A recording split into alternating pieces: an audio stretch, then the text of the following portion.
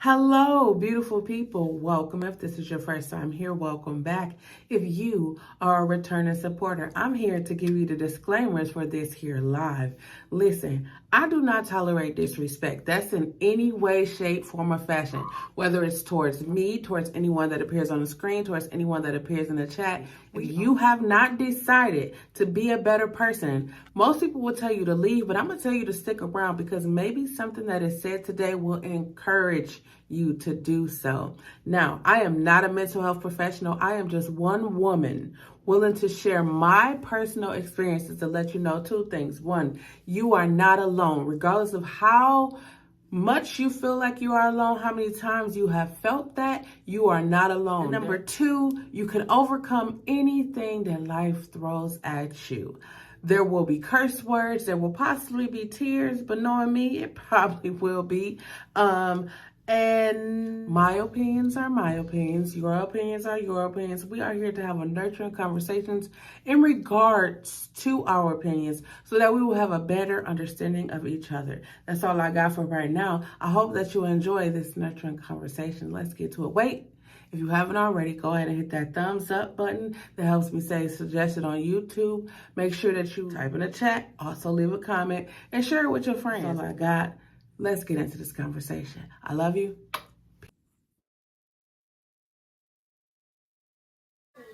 Hello, beautiful people. I hope that you all have had a wonderfully amazing day. I hope that you can truly, truly hear me. One moment, y'all.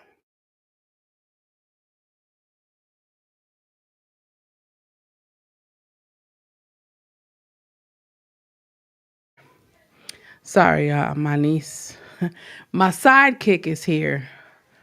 Um, I'm super excited. A lot of things has happened today.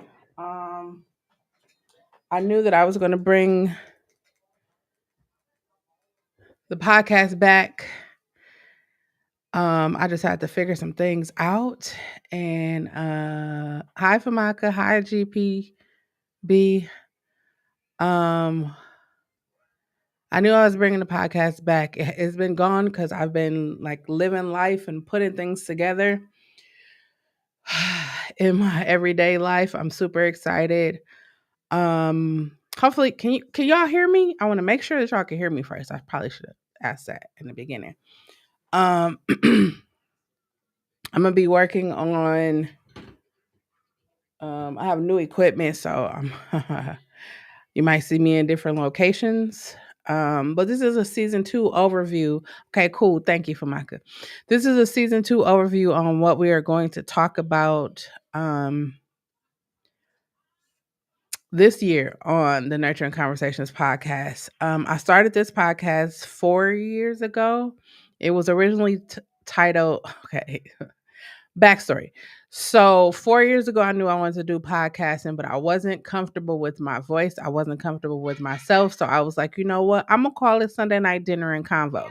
So it was originally Sunday Night Dinner and Convo, but it was still in my mind. It was Nurturing Conversations podcast. So I started it because I felt like, number one, people do not talk to each other. We feel like people just automatically know what we are thinking or what we're feeling. And that's why if you watch me on YouTube, I say it's important for you to use your words. But I'm going to end every video or live or anything I do with saying that because I want people to know that it's important to use your words.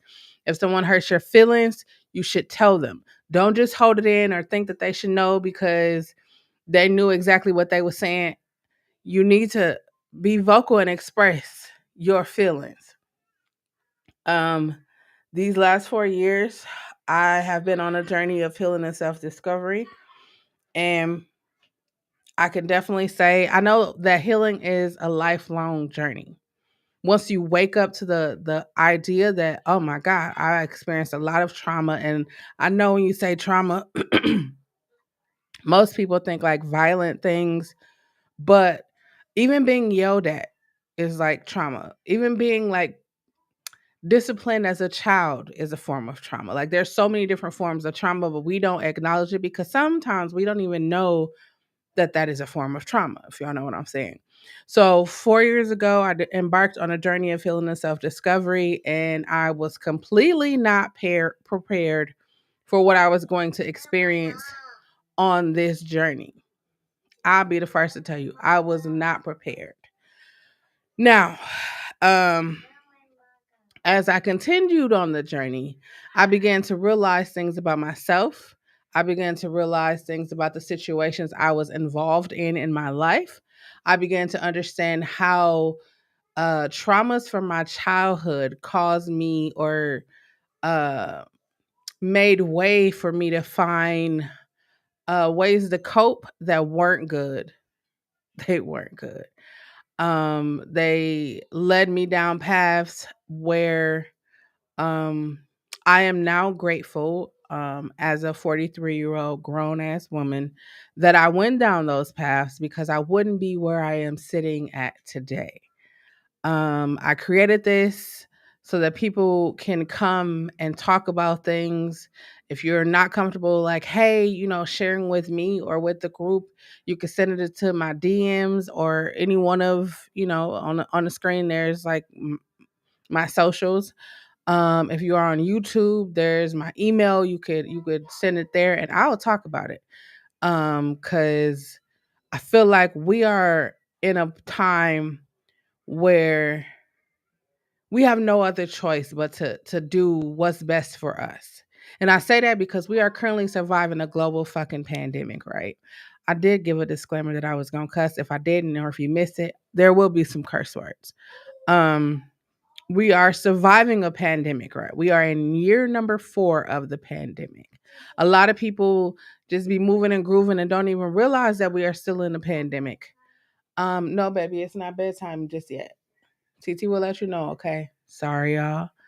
I'm the greatest auntie in the world. So, um, I feel like more people are holding things in because they do not trust. And I totally understand that because I came from a place of mistrust. But once I got to the root of why I mistrust people, um, I'm not gonna say I'm out here trusting people willy-nilly. I have been able to learn and understand signs and patterns, and I've been able to trust my instinct. Like, like I say when I'm ending my videos, it's like trust yourself, right? Sometimes we be in situations, um, where we have like the hairs on the back of our neck stand up, like somebody's talking to us and the hairs on the back of our neck stand up, or you get that feeling in the pit of your stomach, or you get goosebumps, or you hear a voice say run, or you hear a voice say no, or you hear a voice say stop. Sometimes we don't listen to that. You ever had a moment where you didn't listen to it and you be like, dang, I should have followed my first mind? Is that like, I feel like this is a season for us to trust ourselves more. Like, I feel like for me, these last 4 years have been a deep dive into who I am, what I allowed, why I allowed it, understanding boundaries, understanding how to set them and enforcing them, understanding that I show people how to treat me. You show people how to treat you. When I understood that, it made so much sense as to why a lot of stuff happened, and I allowed a lot of stuff to happen. And this is a place of accountability. I hold myself accountable for a lot of situations. I don't hold myself accountable for situations that other people created because that's not on me. I can only hold myself accountable for me. Um, but I learned a lot, and in these last 4 years, um, I acknowledge my fear of success. I acknowledge the fact that I dimmed my light to ensure that the people around me felt comfortable. And then I realized that we were comfortable with mediocrity. Like we were comfortable just doing enough to get by, right? And that's not me. Like I like to do above and beyond. I like to do that because I know, like, currently, I have been hosting a concert series. I don't know if you guys checked out my community tab or saw my live earlier today. Um, But I am hosting a concert series, and the largest music festival in the world reached out to me and was like, "Hey, we want to invite you. Whew, we want to invite you to host a 2 hour concert in the midst of our festival." Now, you're probably like, "Oh, okay." But where I live, that is huge because they don't really get local artists to to be on the stage. And so for me, like I sat with that for a couple of days because I couldn't believe that it actually happened. Like it's like I said in the live. Actually, I was in the restroom. I don't know what it is about the restroom, but some of my greatest ideas come in the restroom. So I was in the restroom and I unlocked a memory. Like I'm just talking about Summerfest and I was like, why is there a warm feeling talking about Summerfest? And I remembered when I was 14, 15, I used to work at Summerfest. Y'all probably like, girl, that was a long time ago for me. Who, if y'all knew what my life was like at 14, 15, some of y'all probably do because I talked about it on my YouTube, but I'll tell y'all. So 14, 15, I think I worked at a like 17, 18. I was probably 17, 18. I would say my teens, right? I worked at the largest music festival in the world. It's called Summerfest.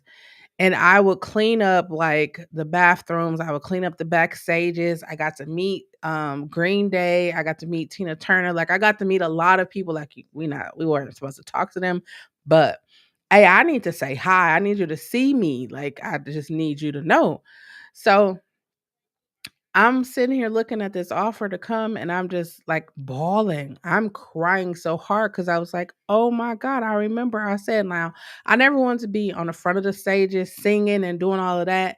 I am a singer, I am a songwriter. I always thought I was going to be in the background. Like I was going to be so far in the back. I was going to be a manager, a booking agent. I'm going to be one of those people that you don't really see, but you see my work. Like that was my thing. So, to now today I announced that we will be taking the stage um and it's just been amazing. It's been amazing to even see myself in this situation. Like it's not a situation, to see myself in this opportunity. There we go. um when just 4 years ago I was just like I can't I can't write a book. I can't stream for 40 hours on Twitch. I can't. I had a lot of I can'ts. But now, presently, when I look back over from 2020 until now, I accomplished so much. Even with the I can'ts. I will be the first to tell you to do it afraid. You're probably afraid you're gonna mess up. You will fuck up a lot of things in your life. We all I'm pretty sure at the grand age you are at right now, you done failed a couple of times. You done failed, you done messed up, you done had to start over. The thing I realized is I was afraid to start over. I was afraid to start over. Thank you. I was afraid to start over. I was like, man, I put so much time, energy, effort. You go off on a list of all the things that you've done, and it's just like, I don't want to start over. But there is beauty in starting over. This is season 2. I haven't done a episode in a couple of months because I have allowed myself to grieve. I'm gonna talk about grief. I got a podcast episode about grief, but I'm gonna talk more in depth about it. Now, I'm not a mental health professional, but I am somebody who has experienced it. I had to grieve a relationship. I've grieved family members. I've grieved my old self. Sometimes we'd be like, "Oh, I wish I can get back to the old me," but the reality of it is that you have to die so that the you that you're supposed to be can grow. I'm telling you, I learned so much in these last 4 years. I'm gonna tell y'all how I got Summerfest, right? I've been hosting this concert series for 3 years. 3 years I've been booking artists. I done booked more than 100 artists. Not like with this concert series and other different events. I done booked other artists, right? And so I would hear in the inner city where I live, everyone's like, how do we get on the stage? Who do we talk to? How do we figure this out? Right. So I just, I know we in a global pandemic and everybody is at home, can't nobody go nowhere. I started reaching out to the people at the Summerfest. I started reaching out to them. I started reaching out to the people that I knew that was in higher positions. And I'm just like, I have to talk to somebody that is there. Right. Which was all new for me because I'm not one of those people that like, I'm gonna tell y'all, it was so hard for me to ask for help. And I'm going to tell you why it was hard for me to ask for help, right? Hi, Fancy. It's hard for me. It was hard. It's not hard anymore. It was hard for me to ask for help because I don't like to be, or I didn't like, there we go. I didn't like to be disappointed. So in my mind, I had convinced myself if I don't ask you for help, I won't be disappointed. You see how I put those two together? I'm not gonna be disappointed. And so then I just started taking on everything by myself. I've been doing everything by myself because I didn't want to ask for help because I didn't want to be disappointed. Like that was it was a fear of mine being disappointed. And so now I'm in a place where if I need help, I'm gonna ask. And I'm not like, oh my God, they're gonna say no, or maybe they'll say yes. I'm gonna ask. So I scheduled a meeting with the person that books at Summerfest. And what I did was I sat down and I did all the research because I'm a researcher. I like to know everything about everything. I like to know enough. So when I'm having a conversation with you, I could sprinkle some stuff in there and you will know that I did my homework. So I sat down with this person and I was talking to them and I was asking them questions and I wanted to know more about them than I did the actual Summerfest because I know you are the person that can get me on that stage. So I'm sitting there and I was so intrigued with the stuff that I researched and I was just like, this makes sense why there hasn't been in a local, like a local stage or a local anything. So I'm talking to the guy and I was just like, hey, we are in year number 4 of a global pandemic. I threw caution to the wind and I was like, hey, I am the host of this concert series and I would like to propose to you an hour concert at the Summerfest. And the guy came back and he was like, if you did it, what would you call it? I said the MKE Live Groove Summerfest edition. And he was like, oh, he was like establishing the brand. He was like building a brand. I was like, yeah, that's what it is. And so he was like, why not take 2 hours? And I looked at him and I was like, yeah, because I could do 2 hours. Y'all know I was over there like, wait, two? In my mind, I'm having this whole conversation, but I couldn't let him know that I was having that conversation. I was like, yeah, I could do 2 hours. And he was like, well, send me over your assets. And I was like, okay, cool. So I sent him over the logo. Now, I didn't hear from him. That was back end of January, early February. I didn't hear to him to just recently. So I didn't plan. Nothing was planned. Everything, I just hoped that the person kept their word. I hoped that the person kept their word. And so I was just going about my business. I got a concert on June 26th. So I was promoting that, getting the artists all ready, getting the band ready, getting everything ready. And then I saw that email and I was like, holy shit. That means I can literally ask for anything that I want without having oh, what if they say no? Or what if they ask me why? I'm going to tell you why I feel like this should happen.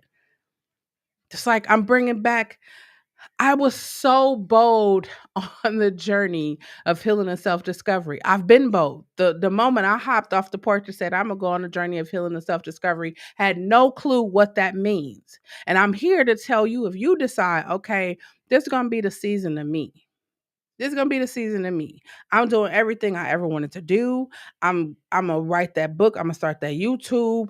I'm going to do whatever it is that I've been wanting to do since I was a little child, teenager, young adult, before my first marriage, after my third marriage, before I had kids, whatever it is that you want to do, I'm here to be your support system because y'all definitely helped me get to this place right now. Y'all showing up and talking to me while I'm pouring my heart out, y'all. That was that was something I realized going to therapy. I realized that talking helps me so much. It's a form of release. Like, people would be like, crying is a form of release. Talking for me is a form of release because I'm letting it go. I'm not holding it in. I'm not throwing it in the back of my mind. So somebody say something that I don't like. Now I'm huffing and puffing because it wasn't even them. It was the thing that it was in the back of my head that made me like, man, you know what? But I rid myself of that. When I tell y'all I used to get up early, or I used to like, I was juicing for 2 years, 2.5 years, right? And so I was like, oh, I'm gonna get back to juicing. And then I realized that I had a fear. I had a fear because 2 years ago I had a major surgery. I didn't know why. Hold on, y'all.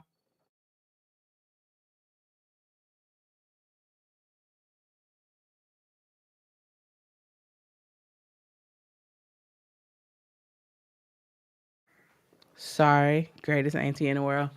But I had developed a fear. I realized I feel like the universe, God, Buddha, Allah, whoever you serve, was trying to say, listen, you are the reason why you're not in the place where you want to be. And I was like, because I went to school, I got the degree, I studied, I was going down a list of the things that I did. And the more I moved forward, the more I realized that I was afraid. I was afraid. I was afraid of talking because I was like, oh, what if people find out what happened to me? Then people gonna be trying to use that against me. And the reality of it is that happened. But you know where I was when it happened? So and I never thought I would be at the so and. Like in my mind, it's like you're using something against me that I told you. I have the power in that. People think they have the power over you. No, no, no, no, no, no. I have the power. It took courage for me to say that out loud. I took the power back from that situation. So for me, it's about understanding your power. It's about understanding the things that you are afraid of. A lot of times, like when I started streaming on Twitch, right, I was afraid because I didn't like the sound of my voice. So I would play games all day and I'd be on the camera, but I have the music. I wouldn't even talk. But now it's just like, I love the sound of my voice. I love talking to people. I love connecting with other people. I love getting to know other people. Not so I could be like, oh, let me know all your business. No, because I feel like, again, we are in year number 4 of a global pandemic, and a lot of people are out here holding things in, and they at that point. They are at that point. Earlier this year, I lost a cousin who was like a brother to me. He's my cousin, but like he lived with us when we were growing up. So to me, he was like my brother. Um, and he actually froze. We had a blizzard here, and he was found outside, and he died of hypothermia. And it was so heartbreaking. Like I was driving yesterday, and I'm like, I gotta get my trucks fixed. He always fixes my truck. I could call and say, hey, this don't work or this don't work. And he asked me a million questions. I don't even know. Could I just pull up on you? Yeah, pull up around here. So I was driving the other day and I just had like a moment of complete sadness. And so what I did was I pulled over because what I realized is when you don't deal with things as they are happening, it tends to grow. It tends to start affecting different things. So I cried multiple times. um since January. I've cried multiple times, and it's a hurt that is just like, man, when you start acknowledging things and you're not just throwing it in the back of your head and moving on like it didn't bother me. I'm like, shit, that was my brother. That bothered me. It bothers me. Not just because my truck is broken, I can't call nobody right now, but it's like, man, you remember all of the things, the moments, and everything that you had, and it was just like, man, that is so sad. It's been a long time for me. Well, since 2021 was the last time. Um, Actually, 1995. Nope, 2014, 2013 was the last time I lost someone like in my immediate family. Right. So 2021, my father died. That, whew, when I tell y'all, it's nothing. If you got a parent that's alive and you have some form of relationship with them, I want to encourage you to talk to them. If you feel like they didn't do shit, they treated you like shit, it's important for you to talk to them. And I know you're probably like, oh, I ain't saying shit. Listen, if you are a parent and you have had a rough relationship with your parent, it's important for you to resolve that relationship. You probably like, oh, I ain't never got to speak to them again. But I'm going to say this to you, right? Your children will be affected by how you feel about your parents. You probably don't think, no, it will. It will. I don't have any children, but I'm going to tell you this. I raised a number of them, a number of them, many of them who are grown now with their own children. And I've suggested, I've asked people, I've talked to people. Like, that's what I do. Like, I want to know. I want to know why, like, you feel this way. And for me, it's like, you feel this way about your parents, but you allow your children to experience your parents. You didn't have a good relationship with them. But you know what the really crazy thing is? Sometimes parents are better to their grandchildren than they are to their actual kids. But it's all about learning. I told y'all, like, these last 4 years, I learned a lot about myself. I learned a lot. I learned a lot. I learned, like, when I do, like, doing business, I was so like, I want to do this. I want y'all to see me, like, know that I am here. Because for me, it's like all of the major companies are getting all this money because they're like, yeah, we're doing this and we're helping the inner city and we're helping musicians and we're giving them this and we're doing that. And they ain't doing they ain't doing nothing. You hear me? Y'all hear me? They're not doing nothing. They just getting all the money and making it look good. Like, yeah, we did this. And then they'll host an event and get us to come, and then they offer us, free food and liquor. We gonna show up, and then they have us fill out a form, and they use that data, right? They use the data to get more money. And so then I started being in these rooms. Like, I was telling people, the last 5, 6 years of my life, I've been in rooms with billionaires, millionaires, multimillionaires, people who can push a button or say a word and shit would change. Like, I've been in rooms with them. And the thing that I realized is, like, number one, a lot of them people just got in those positions because they know somebody. Number two, a lot of them do know what they doing, but they don't do. They do the bare minimum. And number three, they have so much money that they don't even know what to do with it. But the things that they could and should be doing with it, they don't do that. They don't do that. And so I was just looking like, y'all know, like, it's something when you go in a room and, like, people look at you and their first thing is like, oh, we already know what you're here for. Because when I say music, the first thing they say is like, oh, well, we don't support record labels, or we don't support music artists, or we don't. And I'm just looking like, you don't even know who I am or what I do. And then when I start talking to them about who I am and what I do, and they're looking at me like, oh my God, let's do tea, coffee, brunch.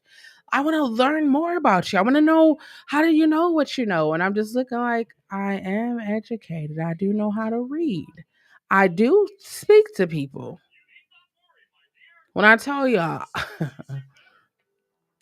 I go to these different meetings, and before I would just sit silently. That's what I'm saying. Like I would just go and be silent and just be in the room and observing. And then now it's like I go in a room and I'm just like, excuse me, no, I'm asking the questions and they looking at me like, who is she and why is she in here? And then other people be vouching for me being in there and saying what I'm saying. And then it was like, well, we didn't know that. We need to talk to you to know more about it. And for me, it's just like everyone else in the room is just happy to be there. I was happy to be there at one time too, but now it's like, no, no, no, no, no, no. We got to do something different. That's why I'm saying, like, we surviving a global pandemic. If you are still doing the same thing you was doing before 2020, what are you doing? Especially if it ain't bringing you no money, if you're not happy, if you don't feel loved, what are you doing? So those are some of the things we're gonna talk about: self-love. We're gonna talk about healing. We're gonna talk about our health. I was talking to my mom. I was like, they was like, it's time for a mammogram, Miss White. And every time it's time for a mammogram, 3 years ago, I went to have a mammogram, and they was like, oh, we see something, and it's like these last 4 years of my life. I'm not laughing at the situation. I'm laughing because like the last 4 years of my life, if it wasn't breast cancer, ovarian cancer, it was some kind of cancer that's been like, oh, we see. And I'm won't accept it. I told them with the last one, they were like, are you gonna do chemo? Like, what are you gonna do? And I said, I'm gonna smoke. I'm gonna be so high. I'm just gonna enjoy my life. I lived a life. I lived a life. I'm 43. I'll be 44 on June 26th. I'm gonna do a 44-hour live stream across all the different platforms. So from Monday the 24th to June 26th, I will be live consistently for 44 hours. I've done it for the last 4 years. So 40, 41, 42, 43. This year I'm doing 44. Even that in and of itself was just like, I can't believe I did that. Like I have dreams and aspirations. And now it's like whatever I think, I started waking up, like you ever been so sleepy and you like, I can't go to sleep because I gotta do laundry, I gotta cook, you got all these different things as to why you can't go to sleep, but you sit down for like 2 minutes and you sleep. I started listening to my body. I started understanding what it was saying. So now I try to be in the bed. I try to on weekdays. I try to be in the bed no later than 10:30. And usually by 10:35 I'm asleep. I said, I think I'm just getting old. But I'm in the bed by 10:30.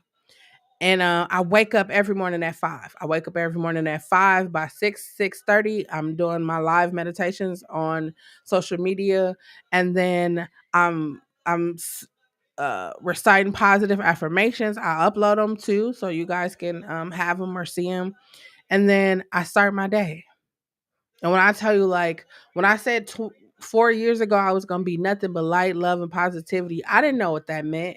But it's like life just purged me of everything. It's like I had to unlearn so many different things, but at the same time, I was learning. I was unlearning and I was learning and I was forming like different habits. Like I said to myself, I wanted to get back to juicing. So I started drinking okra water. I was drinking okra water and blending pineapples, ginger, all of that. And I had energy. Like when I tell you like natural energy, like energy, I'm outside walking for my watch, like, hey, it looks like you're working out. I'm outside getting the steps in, right? And so the other day, I was just like, or not the other day, last week, I said, I'm going to do no bread. I'm not just going to jump off the porch and be like, okay, I'm about to do this. But I said, I'm going to do no bread. The thing I realized is that my body was like, no, we need that bread. We need pizza. We need, we need bread. We need it. And I just said to myself, no, you don't. Like I did a review on, Tabitha Brown, she has a strawberry balsamic chopped salad kit, and she has a dill pickle salad kit. So I just went to Target. I picked those up, and I was like, even in my video, I was like, when you get a salad, you need to have egg, you need to have a meat, you need to have eggs, you need to have slathered with the dressing and all of that. But in a video, you can check it out on my YouTube. But in the video, or in the kit comes a salad. It comes like strawberry flavored cranberries. There's puffed quinoa and almonds. And it's like the packet is about this big. This big. This is how big the packet is. And so I put the dressing packet. So I put the dressing on there and I'm eating a salad. And I was like, oh my God, this is bomb. And my mind said, so that's why I said in my video, it's like, y'all know, why do we be eating ham and cheese and turkey and all kinds of stuff, cucumbers? We need green peppers. Like I'm cool with I love vegetables. I love them. But I was just like, why was I putting all that stuff on my salad when I could just have this? And so my mom was like, well, let me try to see, when you be saying, let me try the salad. She was like, oh, the salad actually good. So I said to myself, I could do this. I just have to believe in myself. That's all I have to do.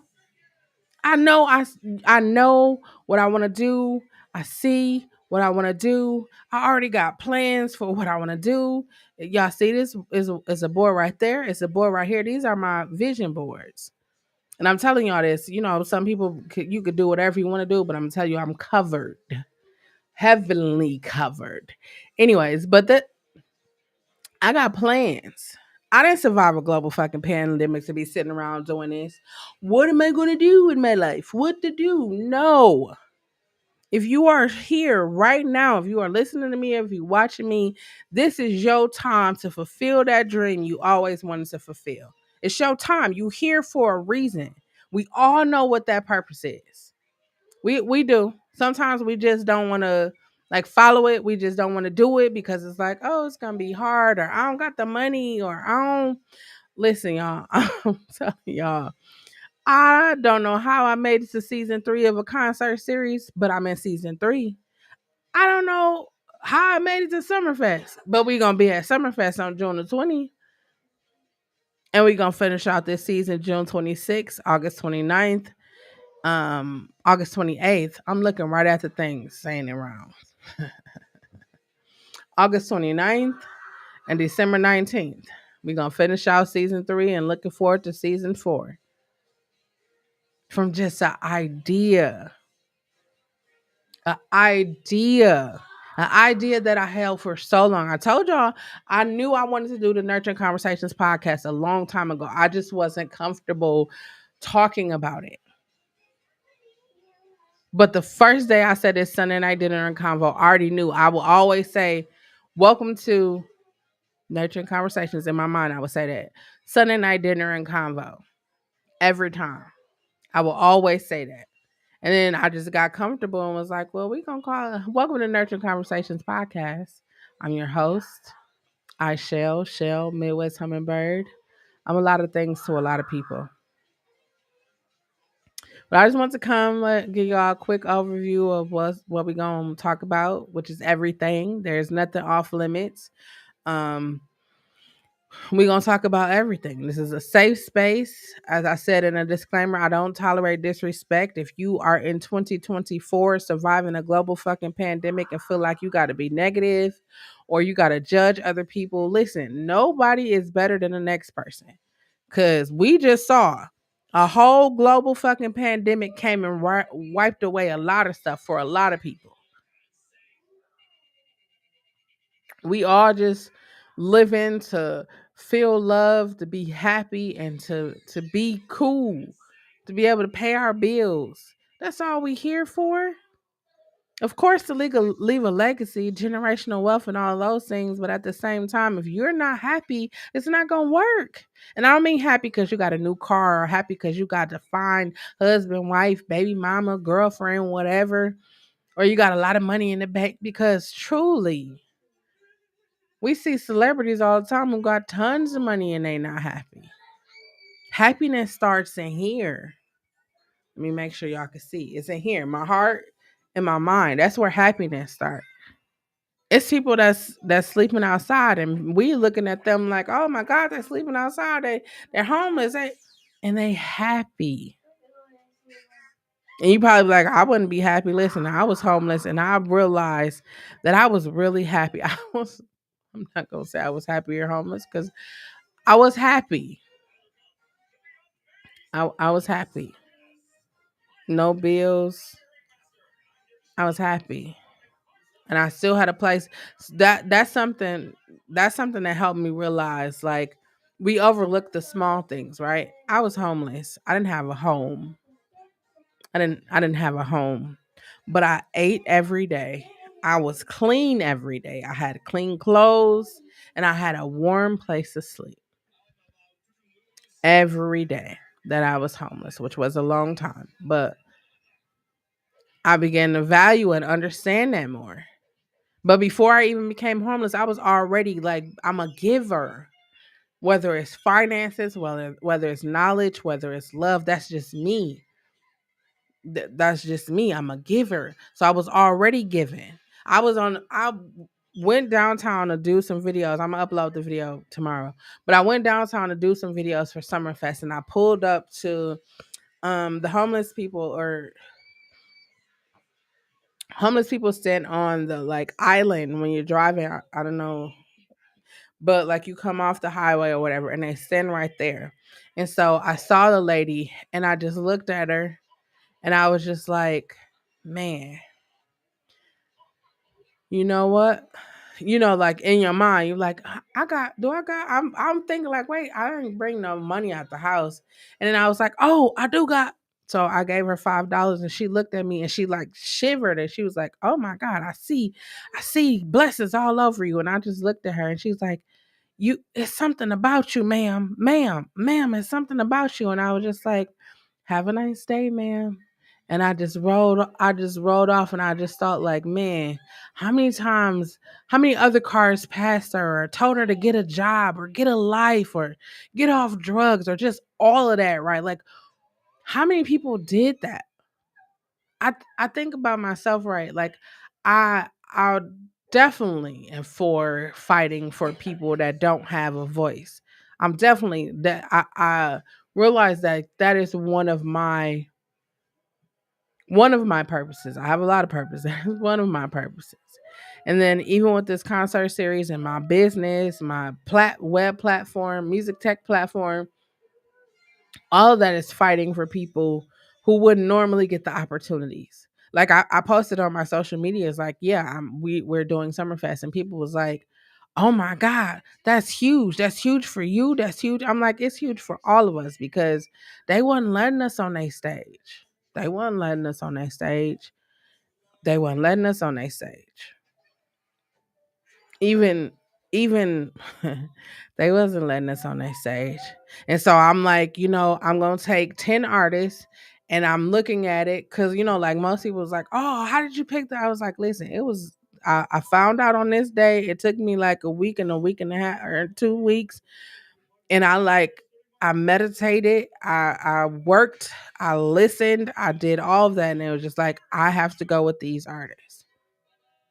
And the artists that I picked, I was like, you know what? What genre isn't represented at the largest music festival in the world? And it's gospel. And so I was like, you know what? Let me reach out to some gospel people. Let's see if I can get them to come. Who else isn't? And it was like youth. And so I grabbed some youth, and I just grabbed from every uh underdog category that it was. And I'm like, we gonna rock. We gonna rock it. I'm not. I'm gonna be on the stage because I'm high. I might have to host it. I'm hoping I get a host. I'm working on. I can sit here and talk to y'all all day. I can do that all day for hours and not be good. It's just standing in front of people. It just is different. It's different. It's different, but I'm working on it because I know that that's where I'm going to be in my coming months, days, and weeks. And this is evident in how the end of last year and the beginning of this year, like I'm doing more public speaking engagements. I'm speaking to classes. I'm speaking to organizations. I'm doing all of this, which is new because again, I did not like the sound of my voice, but now I'm in a complete space on my voice where it's like, oh yeah, y'all shouldn't have let me get here. And I'm not saying y'all, but I mean like all the shit that I endured in my life. I knew that it was better. I knew that one day it will it would be better. You know, like, oh, everything you go through is to make you stronger, is to make you better. At first I was like, what the fuck? Why the fuck do I need to why the fuck do I need to go to this to be better? Why can't somebody just be like, hey, Chelle, just talk to me. I'm a good listener. I'm a good communicator and I'm a good listener. But now as I am prepared to walk in the 44, I totally understand. Totally understand it. I'm not saying that I was like cool with everything that happened to me, but I needed it to happen. Like the breakup in 2020, I needed that to happen. I needed it to happen. I would have been so complacent. I would have still been complacent. I would have still been dim in my light. I would have still had so many fears. I would have, I would not be in a place where I am right now. I wouldn't be. And so for all of everything that happened in the previous 44, 43 years of my life, I am so grateful for. So grateful. And I'm grateful for you guys showing up to the Nurturing Conversations podcast because you guys helped me get to the person that I am today. And I will forever,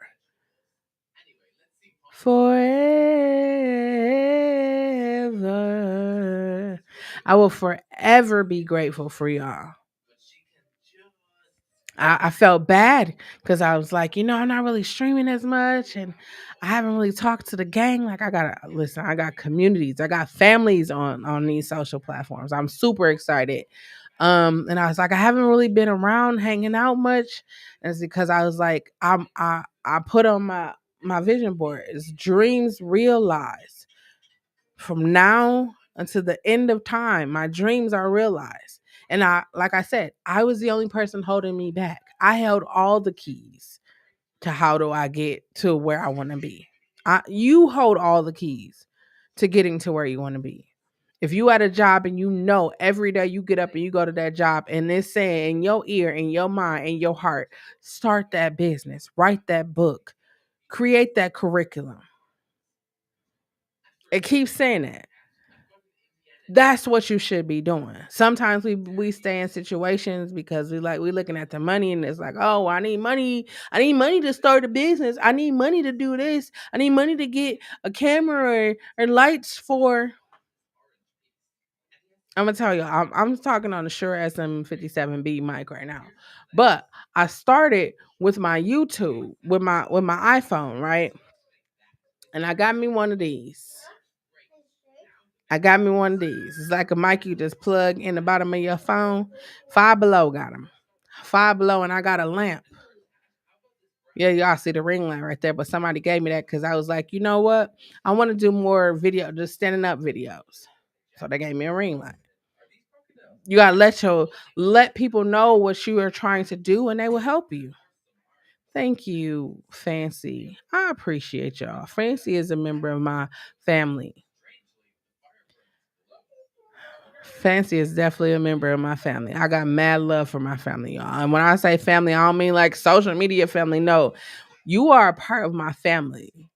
Like you helped me in a way that you probably will never truly understand, but I appreciate you. I appreciate you. I appreciate Famaka. I appreciate everybody who has come, supported, hung out, follow me on multiple other platforms. I appreciate y'all. I appreciate y'all for supporting every freaking thing that I do. I appreciate y'all. And I hope that I return the same love and support to you. And you always have a friend in me. Always. You got my number? Hit me because I'm going to be right there. You already know. I'm going to be right there. But no, I just wanted to come and give you guys a general overview of the stuff we're going to be talking about.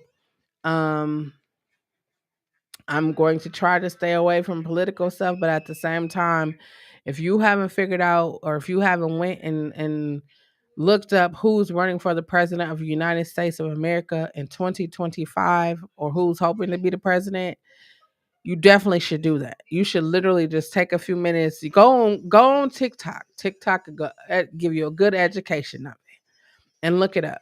Type in Project 2025. Look it up.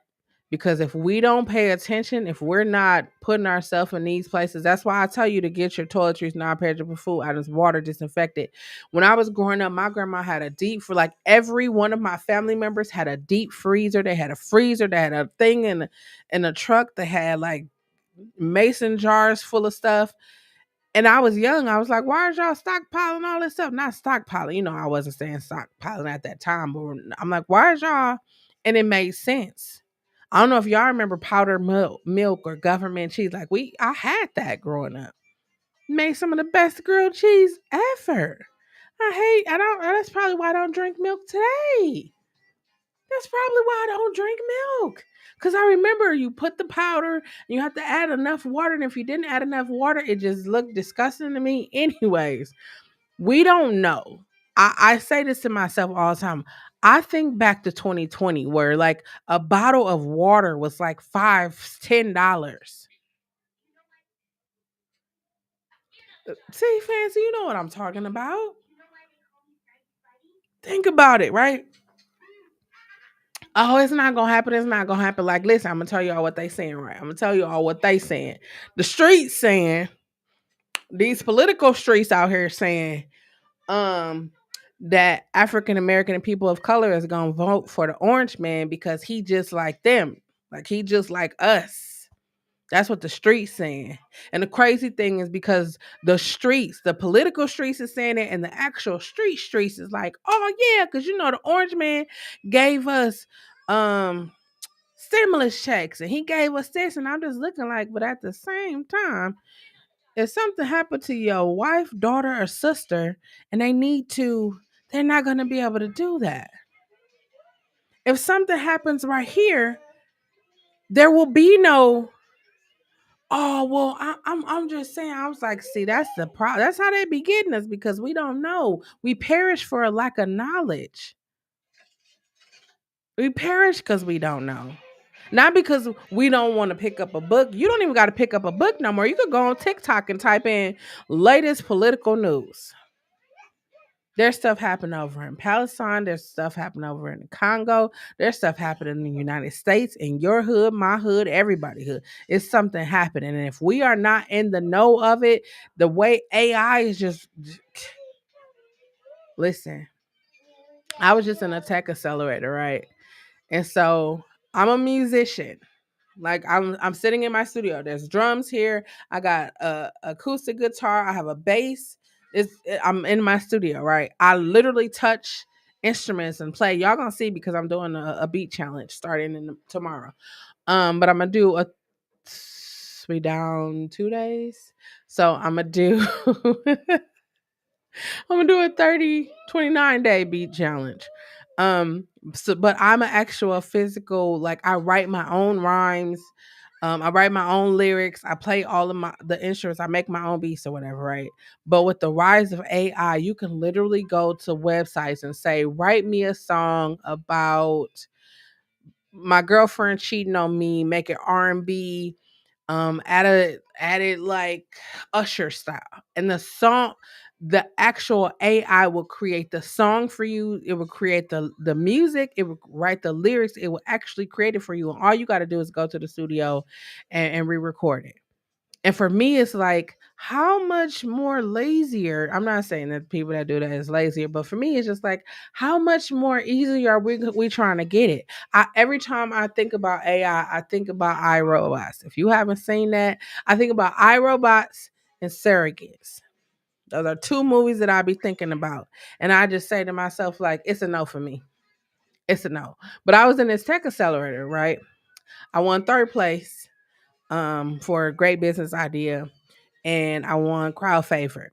And so they one of some of the questions that they were asking me, because I am in music and because of the AI, and they were like, they thought that I was going to be against it. Now, at the beginning, I was against it, but at the same time, I'm like,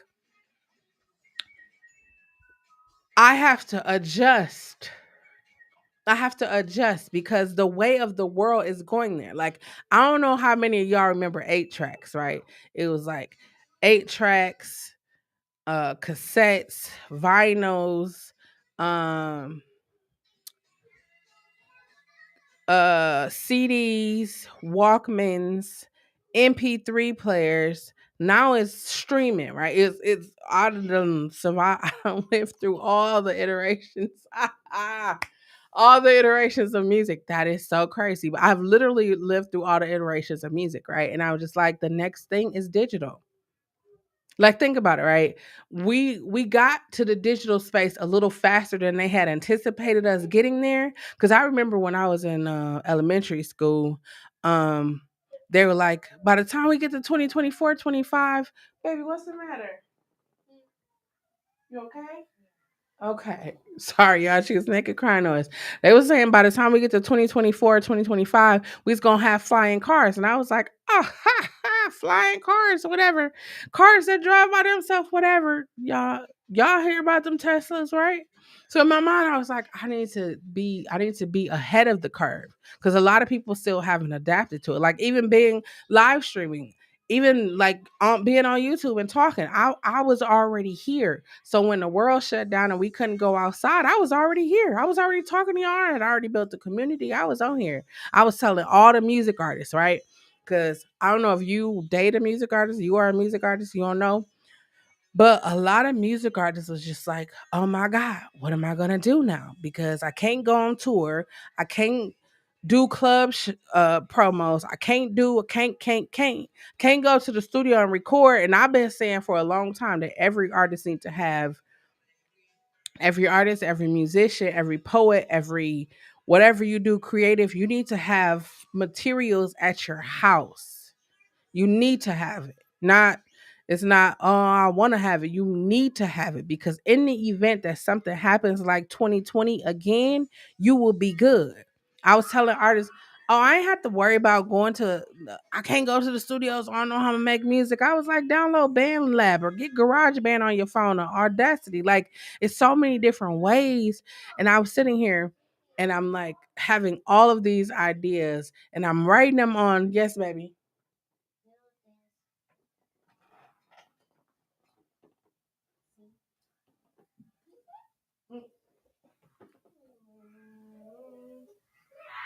Be careful, okay? Okay. Thank you. Sorry, greatest auntie in the world. Um, Forgot what I was saying. But anyways, you should make sure you get some stuff at your house. Cause in the event something like 2020 happen again, you don't want to be left behind. You don't want to be wondering like, oh, what am I gonna do? Start you a YouTube. I was just about to say, listen, I'm gonna tell y'all what I'm gonna do. This coming week, I'm gonna tell y'all some good ideas to use for YouTube, especially if you were in the ASMR. Because I'm gonna tell you, I'll be watching. I'm a researcher. I'm gonna tell y'all what I realized. If you got you a YouTube channel and you haven't started ASMR or you do ASMRs, hair scratching, face picking, back picking. These are the top ones.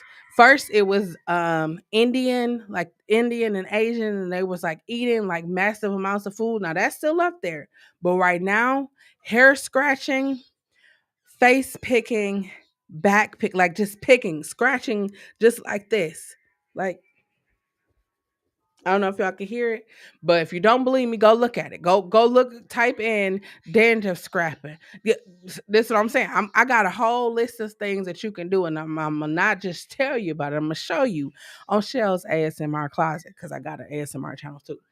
But you getting people getting crazy views. Crazy. I Before I came on live, I was watching a lady. She had just put the video up a day ago, and she already got 24,000 views. Oh, we listen. I've been studying all of these different platforms. So I'll be going live. Like I used to only go live on Twitch, Kick It. and Twitch and Kick at the wee hours in the morning because I wanted to get comfortable with being there.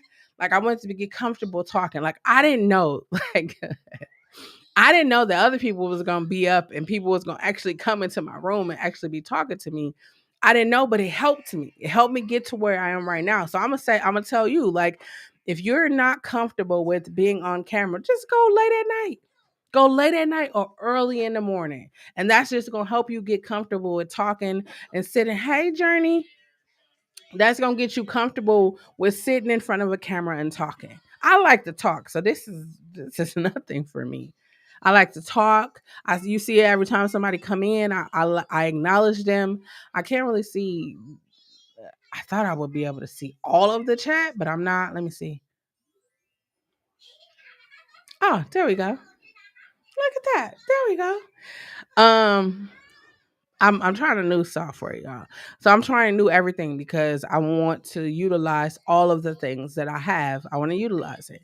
I have mics, I have lights, I have sounds, I have everything. I wasn't utilizing it because I didn't believe in my ability to actually do it. And now it's just like, oh, y'all gonna get everything. I'm telling y'all. In the morning, I'm starting my workouts. Now, I ain't gonna come out the gate doing 15, 20 minutes. I'm gonna do a 5-minute workout. A 5 minute, you gotta start somewhere. I'm gonna do 5-minute workouts. And I'm gonna do that on my workout. I got a whole, I'm transitioning to a workout channel. I got 200 and something workouts on my channel right now. And I'm gonna transition them over to a workout channel.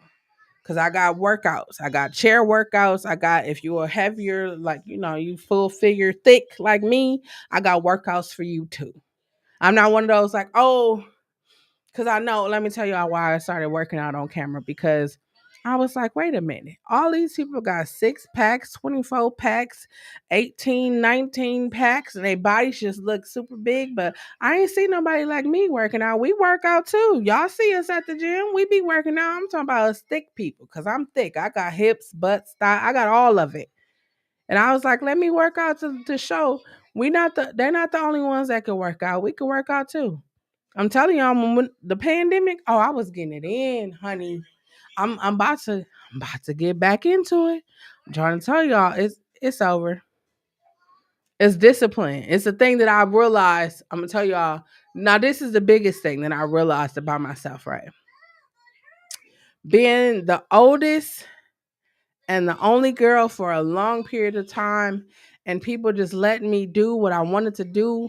I could wake up and be like, I'm gonna go to Vegas today, and I will literally go to the airport. I would pack my bag and go to the airport and go to Vegas and be there for a couple of days, and nobody even said nothing to me. They probably wanted to say that's not a good idea, but nobody said nothing to me. I literally could say I want this Brewers jersey, and my uncles were walking in with a blue one or a white one, the basketball cap to go. I remember I said I wanted the Usher. I don't know if y'all remember Usher back in the days. He used to have this U chain, and I was like, "Oh my God, I need this chain."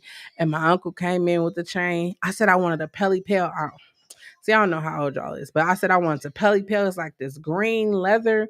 It had like a skyline on it. It had like black and yellow. It was lit. And my uncle was like, here. And I was like, wait, what? I could oh. That's why I was like, I didn't realize the power in being able to communicate. I didn't realize it back then. Now it's just like, yeah, I got to be mindful. For me, it's now I have to be mindful of the words that I say. I never want to say anything that's going to tear somebody down, that's going to be disrespectful. That's why I said light, love, and positivity. And I totally understand the thing when they say if you don't have anything good to say, don't say anything at all. I'm sure we all heard that, right? But when you actually think about it, right? Don't say nothing. Don't say anything. It took me a minute to truly understand that. When I said light, love, and positivity, and I'm just gonna go on a journey of healing and self-discovery because I want to be better. Anybody that meet me, I just want to be light, love, and positivity. I want to be that for everybody that I meet.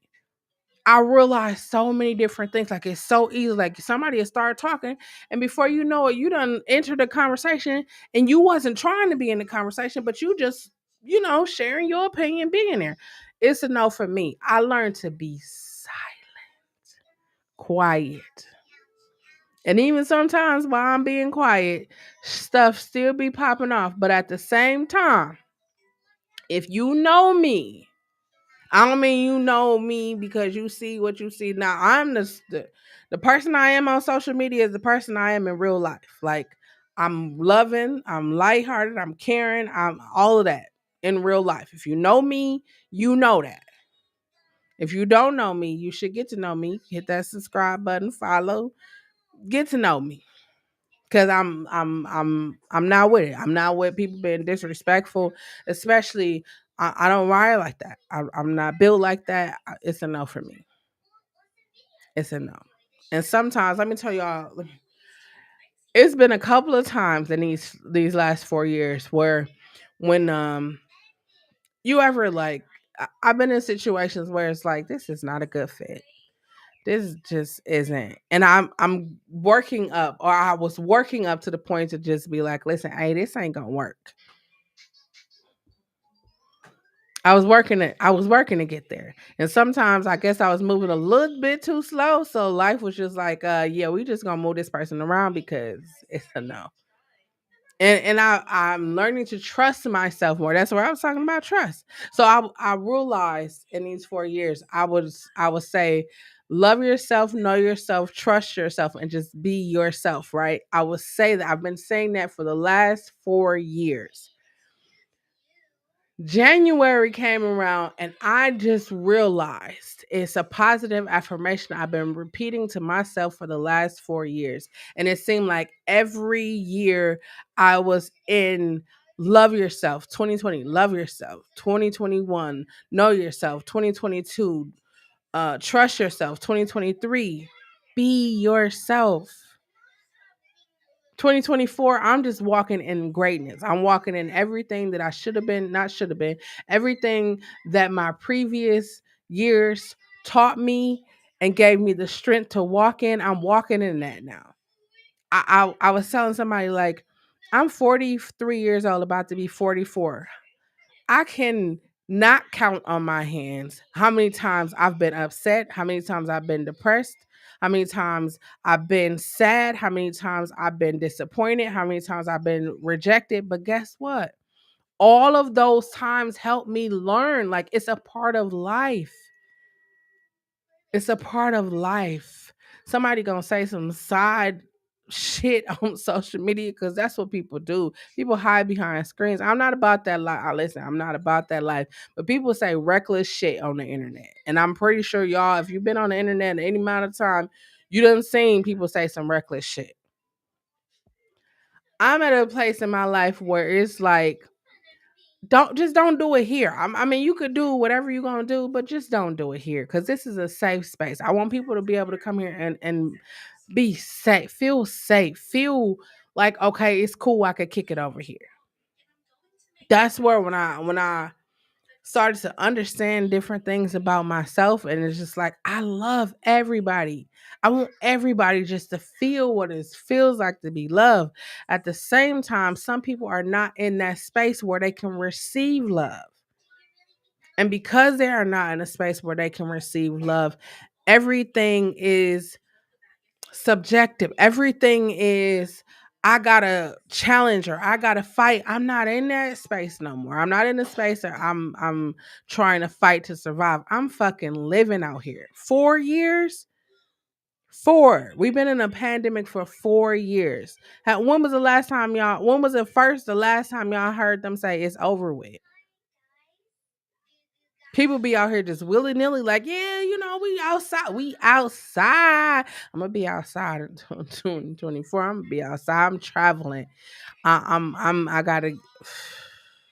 I'm traveling. But when was the last time y'all heard about it? How many of y'all heard about what happened to the orange man? Got convicted on 35. How many of y'all is paying attention to that? How many of y'all know that should Project 2025 come into play, they're gonna get rid of the education system. How many of y'all ready to educate y'all kids at home? You thought 2020 was something. I mean, what if they can never go to school? Like, how are you preparing for those things? Like for me, when 2020 hit, it was like, okay, now I gotta figure something out. I scored a whole fucking documentary in during the pandemic, and it's still streaming right now on on HBO Max. I did that in a pandemic. I wrote music, I made music, I released music, I streamed 40, 41, 42, 44, 43. This year be 44 hours. I figured out platforms, I figured out algorithms, I figured all of these different things out because it's like, if it happens again, if 2020 happens again, I'm gonna be good. I got candles, I got non-perishable food items, I got all kinds of stuff. I'm ready. I was literally laughing with my mom because I was like, when I was growing up, I was growing up in the 80s, you ate everything. It wasn't I don't want it. It wasn't none of that. It wasn't no huffing and puffing. You ate it. My grandma used to say, "You gonna eat these Brussels sprouts because you never know a day will come and you might have to eat them." And I was just sick of like, ain't no fucking way I'm gonna ever eat these things. And I'm becoming an adult, and now I'm going to the I'm going to restaurants ordering Brussels sprouts, asparagus, lima beans, pinto beans, black eyed peas, northern beans, black beans. I know all kinds of beans. Cause you know what they was teaching us? They was teaching us how to survive in the event that anything pop off. Think about it, right? If something happened, what these kids gonna do? They can't go to Wendy's, they can't go to Chick-fil-A, they can't go, you ain't gonna be none of that. What they gonna do? Some of them probably rather sit in the house and starve because they're not gonna eat that. They're not gonna eat that food. Remember that, can we go here? And you got that at home. You got that at home is what I well, why let me not say that. Because in these 4 years, I realized that who I was about to say, ah, I I was kind of privileged. Ooh, I was kind of privileged. I was kind of privileged. And I say that because I realized, like, I thought everybody grew up in families where they would sit around a table and they would ask you how your day was, your week was, and y'all was, eating all the family sitting at the table. Yeah, I thought everybody family did that. I didn't know that other people family didn't do that. And I'm not saying I'm privileged because of that, but what that taught me was how to communicate. What that taught me was like family is important. Like I said it multiple times on my YouTube when I told my story. Actually, it was here too because I multicast. But I said it multiple times. Like I didn't have those issues in my family. Like my issues only came in when I went to church or the cult that I grew up in. That's when the issues in my life really started because my family was about that life. When I said it was about that life, they about that life. And for me, I didn't know what that meant at the time. I just knew what I knew. I knew who I knew. But as an adult, and I look back and I'm just like, holy shit. It makes so much sense. It makes so much sense. I don't know, like people's like, oh, um, let's people be talking like you never stole. I was like, I I didn't know what it meant to steal because every time I asked for something, I got it. And if I didn't get it, it was because I went to go get it myself. So for me, it was just like I didn't know that. Like when growing up, like people was like, "Oh, my favorite is Tommy Hilfiger and Nautica." I'm over here wearing Eddie Bauer. At the time, you probably looking like Eddie Bauer. Eddie Bauer was cracking at the time. If you had an Eddie Bauer, it was most some people was wearing polo, but it wasn't like ooh polo. But some people was wearing polo, but it was Eddie Bauer, it was Nautica, it was Tommy Hilfiger. Like we had champs. They wasn't wearing no champs back in the days. If you listen, I when I tell y'all, As I'm getting ready to become 44, I can literally look back at my entire life and see how much I have grown. Even these last 4 years, I can look back and see how much I've grown. And then I mainly grew because I was open to it. Something come up and I was like, before, I just throw it in the back of my head. Now it's like, no, let me deal with this. Let me look at this. I remember I first, like right after I had the breakup in 2020, I said I'm never fucking dating again. I told y'all about an hour ago. I did not like to start. I don't like starting over. I didn't like. I don't mind now. If it seemed like, because you think about it, right? You put so much time. Come on, Journey with Kiki. I'm telling y'all, that's why I love Target. Target had Eddie Bauer in. Y'all don't even know. Y'all don't even know. Target Eddie Bauer. I'm telling y'all. Anyways, I just think right now, like I have learned so much about myself. Like I was telling my brother, he was like, "Why my kids like to come in your house and y'all don't even do nothing?" So to him, he like y'all don't do nothing, but he don't see like that. I got whiteboard, I got extra whiteboards. I got these whiteboards, but I got extra whiteboards, and I let them draw. We got Play-Doh. We be playing with Play-Doh. I got puzzles. We got all kinds of stuff. Cause I think to myself, I was like, you know what? I wanted to spend time with my auntie. I wanted to go to the park. I wanted to do those kind of things with my auntie, but I didn't have the opportunity. So I was like, you know what I'm gonna do? I'm gonna be the greatest auntie on this. So they gonna come over. We gonna watch movies. Like right now, y'all hear in the background. I don't care how many times I told her to go in the living room, and most people be like, "Oh, she don't listen to you." She actually does, but at the same time, I know that she's not gonna feel comfortable in that living room because I'm not in there. I know that. My nephew, he's the independent spirit. So he gonna go in the living room, but I'm pretty sure y'all saw him run back here multiple times just to check and see that I'm good and she good. That's what I love. I my brother went on vacation, so I had to take him to school, right? Now they love spending time with me, right? But when it comes for me to drop them to school, they have these looks on their face, and I'm just like, I can't take these kids to school because then I'm gonna feel bad. Like I have to drop them off, but I know they need to go to school.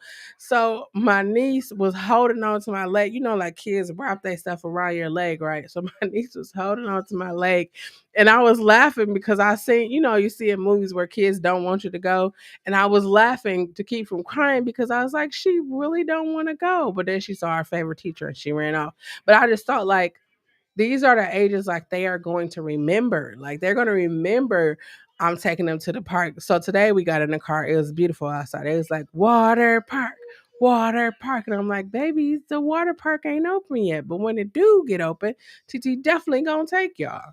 I done took them to water park. I done took them skating. I done took them boat. I take them everywhere. Art museum, everywhere. Y'all be seeing them, they be on the camera, want to cook, want to juice, they want to do everything. This little lady that's sitting behind me, she feel like every time I say, hello, beautiful people, she come running. The really crazy thing is that she's 3, she's going to be 4, and she can tell you what my intro is for my videos. For she know it front and back. They all do. Soon as they see these lights come on, they know what time it is. That is so crazy for me. And when I remember when she first saw me, when they first saw me on the TV, kids be looking like they kept looking at me and looking at the TV and looking at me and looking at the TV. And they was like, how is you on the TV, but you sitting right here? And for me, that is the most amazing thing. And then to see them be in the video and see themselves on the TV, it's just amazing for me. Like my niece is my oldest niece is 16. And I used to take her to meetings and stuff with me. And people was like, why do you take her with meetings? Because I want her to see what a boss look like. I just wanted to see it. I just wanted to say that. I wanted to show her that there's an alternative to working for someone else. You could actually work for yourself. I wanted to show her that. I wanted to show her um, that you can do whatever you put your mind to. You could do it.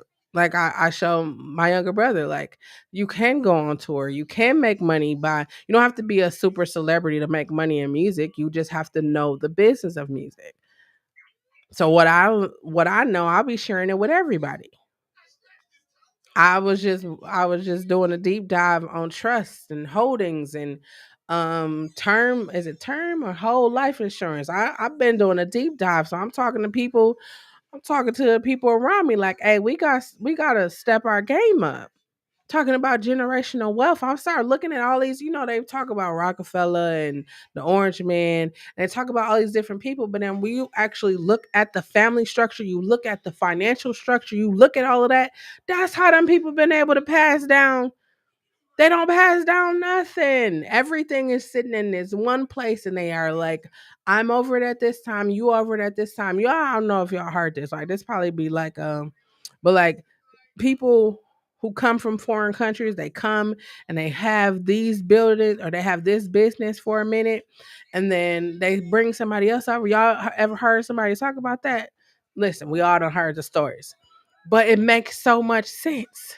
It makes so much sense why you do it, because then we all or family putting together. Like, now the thing that like a lot of people are doing in the South is they're buying plots of lands and they're having family compounds. I already told my family, I said, listen, if I should ever come into, not if I should, when I come into a large amount of money, I'm not buying $120,000. I'm not buying no 200. I'm not buying a $2 million house.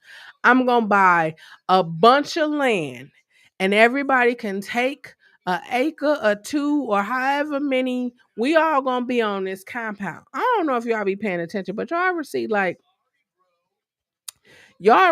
these zombie movies or like these end of the days movies, and a lot of people be hiya hiya um a lot of these people be having like these big compounds, and they be having like all the stuff built up. And I was just thinking to myself, we don't be having that. Y'all remember the Purge movies? Y'all remember the people that they target? I thought to myself, I said, yeah, I'm gonna have to do better. And when I said I was gonna do better, I started researching. I started researching and understanding. I'm doing good. How are you? I started researching and understanding. We got to do better. 4 years into a pandemic, and people still living life like, oh, okay. No, think about it. If we all wake up tomorrow and they be like, you know what? The deficit is too high. We gotta shut the government down again, and everybody just have to stay at home. People will literally lose it. Some people haven't got it back from 2020. And that's saying a lot. This is why I be encouraging people to go to therapy, find you a friend group, a mother group, a parent group, any kind of group, and talk about the things that you are going through, because we don't need to see anymore. Like, I'm working on a project, and it's so heartbreaking to see that so many people are hurting. And like, I remember when Twitch from, not Twitch the streaming, but Twitch from Ellen, I remember when he went to be with Jesus. Everyone was like, but he's smiling all the time, or he looks so happy. He didn't look like anything was wrong with him. And I always say, people need to check on their strong friends. People need to check on their strong friends. People need to check on people, period. I be talking to my niece and nephews, and my their parents be looking at me like, why are you asking them that? Because what we fail to realize is that kids have feelings too. Kids have feelings too. Kids know exactly. They know exactly. Like my nephew, sometimes he just gets angry. And I look at him and I say, hey, baby, what do you do when you get angry? And he literally put his hands like this, and he breathed. And I'm gonna tell y'all, I told him this because I would sit in the backyard, and I would, like, meditate, do my breathing exercises, and he would come and he would sit next to me.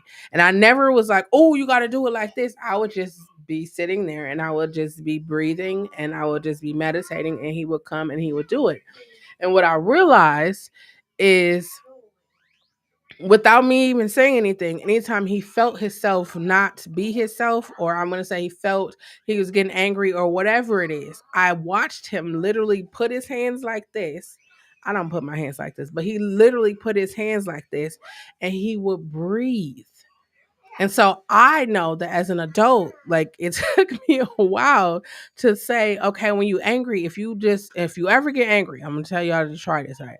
If you ever get angry, just take a moment and go, I'm telling you, it's something in that like shifts the way your brain thinks, and you do it like 3 good times, and then you'll be like, what the hell was I mad about? Like, what the hell was I angry about? Like, they don't tell you like you could be angry and not to like cause harm to anybody or yourself. They don't tell you that. They just say, oh, you shouldn't be. That's why a lot of situations happen because we don't teach people. We don't like. Who told you when you were growing up that you have to love yourself? Who told you that? Like, have anybody heard like, oh, you gotta love yourself. You gotta look at yourself in the mirror. I'm pretty sure you was like a teenager when you heard that, right?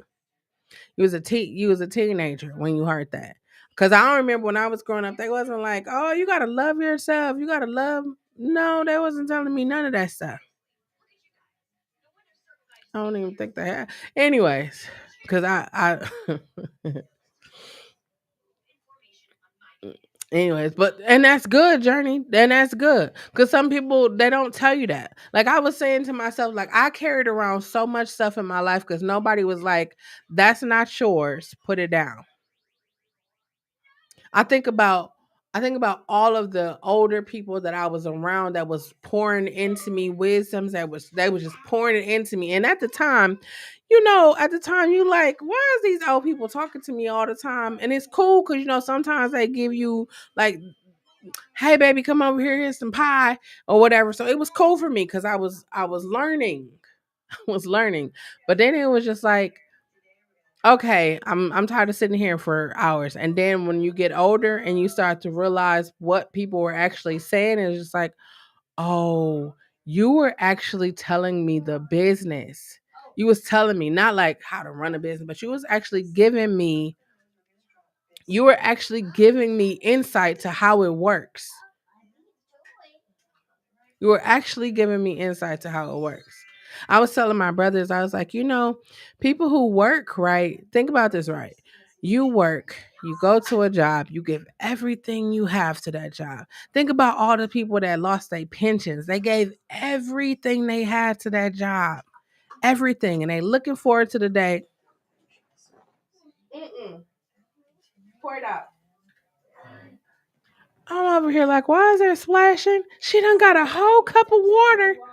Okay, drink the water then. Don't pour it on my floor, okay, baby? I'm literally sitting here thinking like I'm hearing things, but she literally has water splashing. No, pour it out and get some other one, baby. That's nasty. Sorry, y'all. I make it important that my niece and nephew know. Like I'm not disrespectful or anything like that, but they know like I'm going to listen to them. They I listen. I listen, I hug them, I kiss them, I tell them how beautiful and how handsome they are. More parents need to do that. Think about it, right? People are meeting our youth.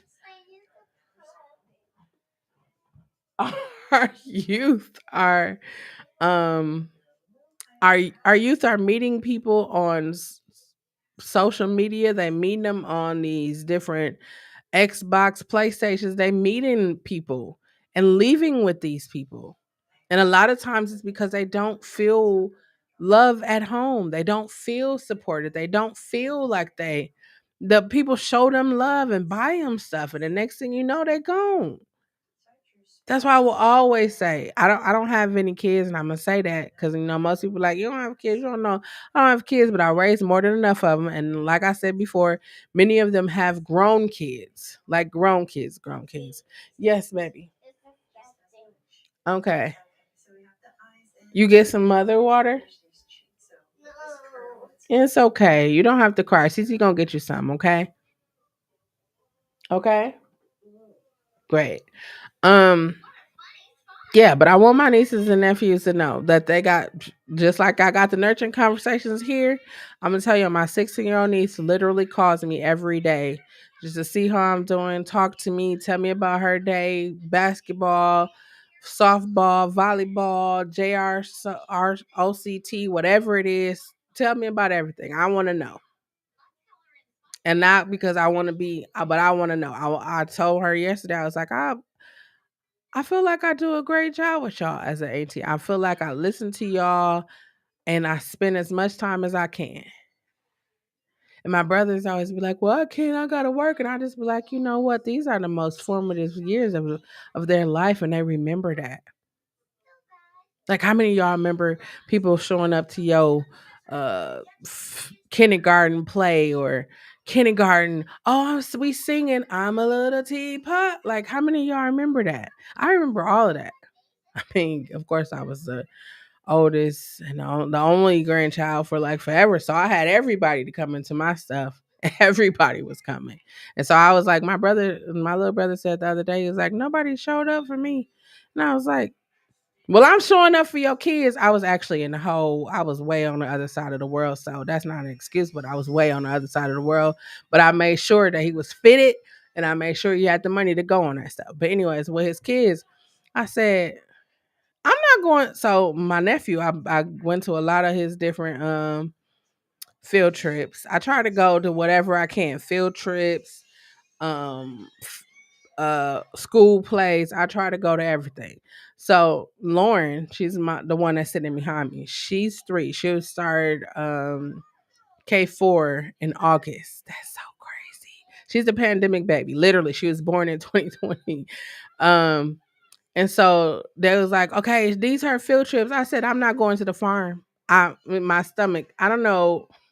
when I when my niece is little, I could go to the farm, I could go to all the zoo, I could go to all the different things. But now as an adult, my stomach just don't, it ain't as strong as it was. I'm gonna tell y'all, it is not as strong as it was. And I would literally say I can't do so field trips. I'll go to the zoo. I'll go to Disney World, Discovery World. I'll go to the art museum. I'll go to all those. I say the zoo because it's like, we ain't gotta. I just thought to myself like, I'm not going to the farm. Everybody picked all the nice, the cool ones, the indoor ones. And they was like, well, you could go on the farm. And I was like, okay, cool. And then I started seeing cows and we had went to the other day and the goat had just had a baby. Sorry, my stomach got a little talking about it. I just thought like, ooh, think about teachers that go on. It's a no for me. I went to my nephew's class. So when I go in my nephew's class, right? And I'm gonna tell you this: if you're a parent, let me tell you. Maybe you don't know. Maybe you think like, oh, I gotta work. I got bills to pay. I'm gonna tell you something really important. A journey with Kiki. You probably know this because you work with uh, youth. You work with the youth. um those little kids be looking for their parents to come. When it's time to go on a field trip, they be looking for them to come. Some of them even cry when their parents don't show up. So one time I chaperoned my nephew's class, and so usually like when I go the chaperone, they just be like, "Oh, just Cameron, you and your TT can go." So this time, they put me with 3 other little kids, and they was like, my mom's not gonna come because she's at work. My dad can't come because he said he has to work. Like the kids, when y'all be hearing people say kids do say the darndest things because they was telling me everything I wasn't trying to know. They were just telling me. But there's like, we're gonna call. Is it okay if we call you TT Cameron? My nephew's name is Cameron. He's like, no, that's my TT. I was like, Cameron, it's okay if they call me TT. They wanted to hold my hand. They wanted to sit by me. It was just like, oh, this is so cute. But then they was like, they kept saying the entire time, my mommy said she can't come because she has to work. My daddy said, my grandma said, and it was dope to see a lot of grandmas and granddads there. That was cool. But it's like parents. I know y'all gotta work. I know. I get it. You gotta work. But at the same time, your kids gonna remember this. Remember when you was in, like I said, you was in elementary.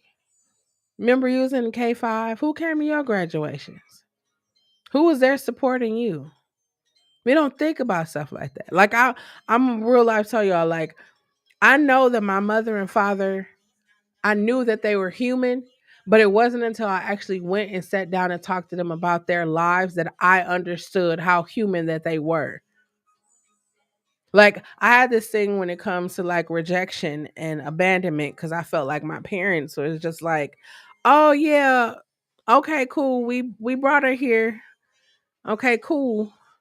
And I lived with my grandma for like 15 years, so it's like it was cool. Like I wasn't tripping because my grandma made sure I had everything.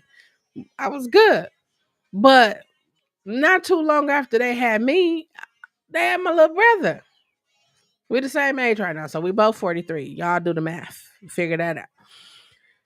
But y'all, they had him, and he was like the highlight of their life. And I was just looking like, hello, I'm over here. It's me.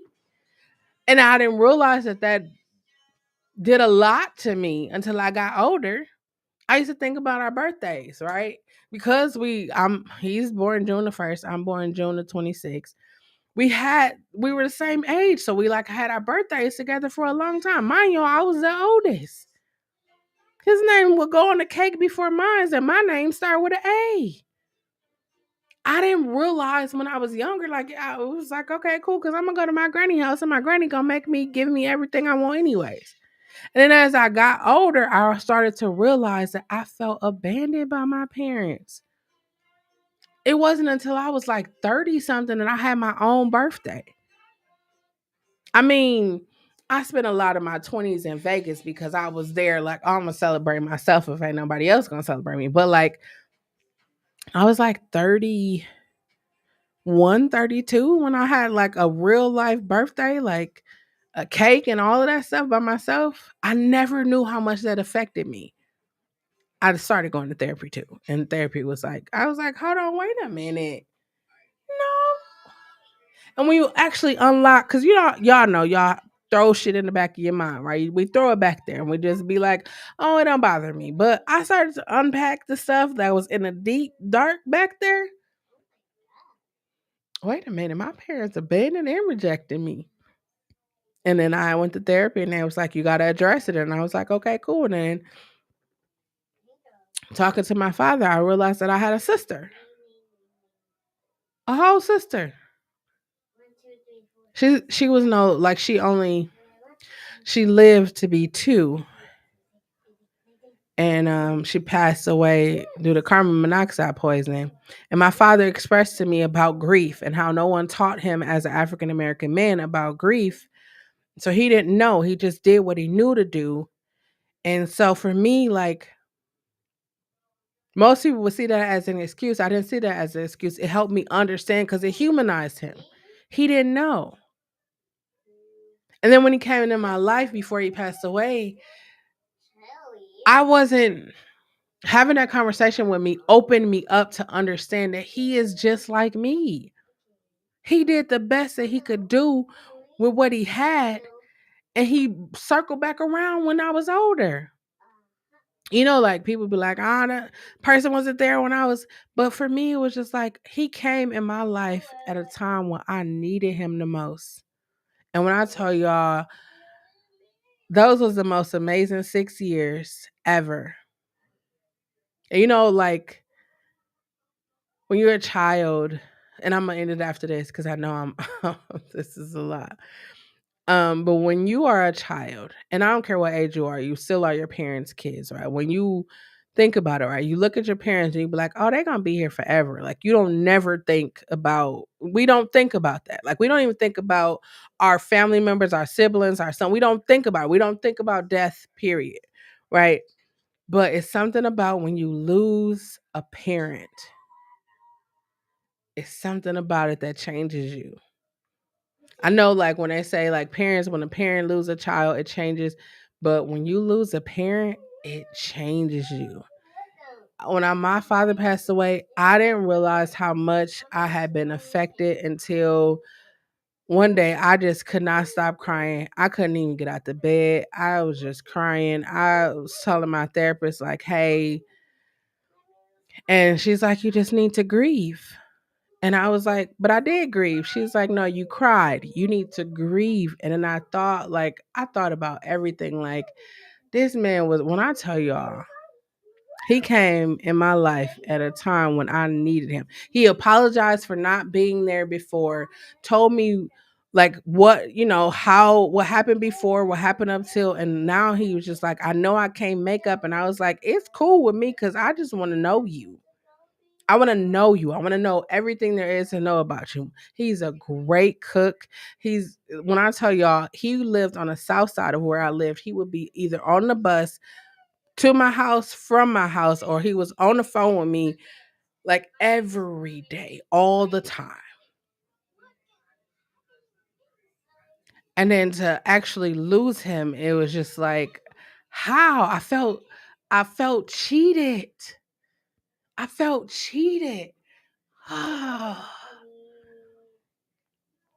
You know how my disclaimer is I'll be processing stuff while I be talking. So you know how you like have a feeling, but you don't really know like how to like label that feeling.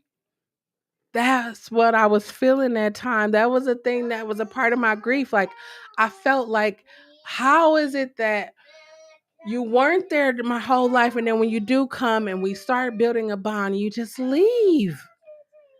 That shit hurted. And then there was so much other stuff going on, but I couldn't even process the other stuff because my father is gone. No, hey, what you cooking today? I'm cooking this. I'm on my way over there. No, none of that. No, you look so happy right now. You're glowing. I don't know if y'all have like, I don't know, but something that did something to me. For my father to look at me and tell me I'm glowing, I felt special. And I took everything he ever said to me in those 6 years. I took it, I hold it.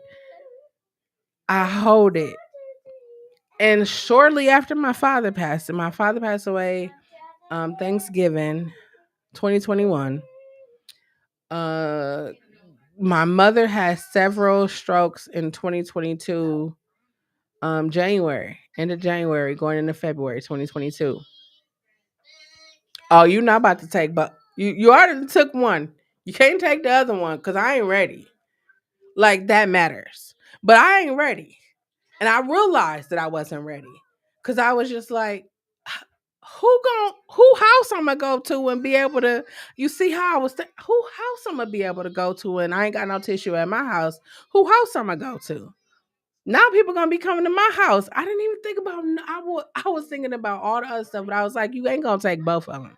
Who am I to tell you ain't gonna take both of them? But I tell you what it did. It did help me understand like life is precious.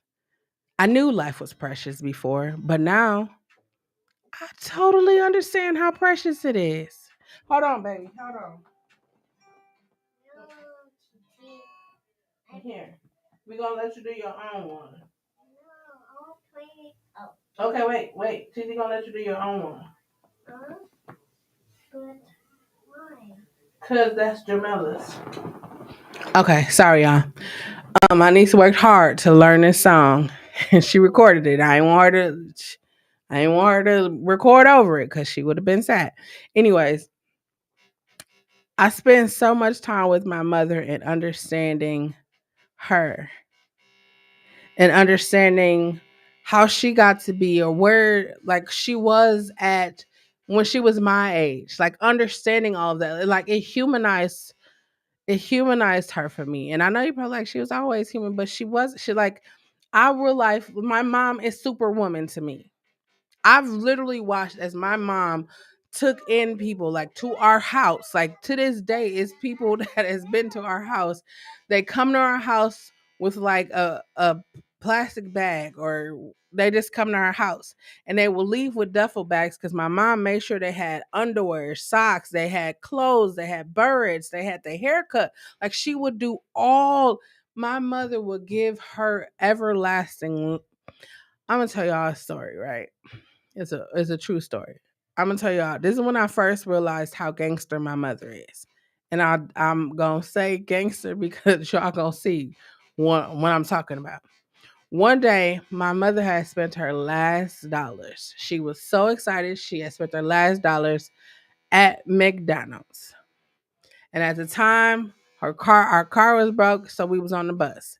So we went to the bus stop. Now my mother, she got amazing ears and she can see beyond. She could see to the heavens, the earth, the aliens. She could see. When I tell y'all she could see, if you know what I mean when she could see. So she saw a gentleman walking up the street. So she positioned us, like she shifted us. We was all standing, just willy-nilly out there, just standing. She literally shifted us without even touching us or nothing. I tell y'all, we like shifted to where we was behind her. So the man came up and he asked her for a couple of dollars, and she said, I just spent my last to get my kids something to eat. And she positioned herself like where she fully covered us, and the man snatched the McDonald's bag, and he started running. Now we looking, we crying because we like, we really wanted that McDonald's, but my mother had the foresight to see. She already knew that this man was gonna do something. Now my mother, she wasn't like, oh, she didn't struggle, she didn't do none of that. She was just like, I'm gonna let you have this one. That man didn't make it.